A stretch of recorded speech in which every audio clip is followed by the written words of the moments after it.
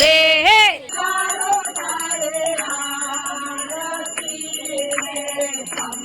ચૂંટણીમાં ભાજપની જીત માટે નવસારીમાં આનંદ ગરબો. દરેક બેઠક ઉપર ભાજપની જીત માટે લેવાયો આનંદ ગરબો. ગણદેવી તાલુકાના અમલસાડ ગ્રામ પંચાયતના ડેપ્યુટી સરપંચે લીધો આનંદ ગરબો. ડેપ્યુટી સરપંચ નિરાલી નાયકે ગરબો લઈ ભાજપની જીત માટે માતાજીને કરી પ્રાર્થના. ભાજપના સ્થાપના દિને જ આનંદ ગરબો લઈ માતાજીને કરાઈ પ્રાર્થના. મહિલા ડેપ્યુટી સરપંચે લીધેલા આનંદ ગરબાનો વિડીયો સોશિયલ મીડિયામાં થયો વાયરલ.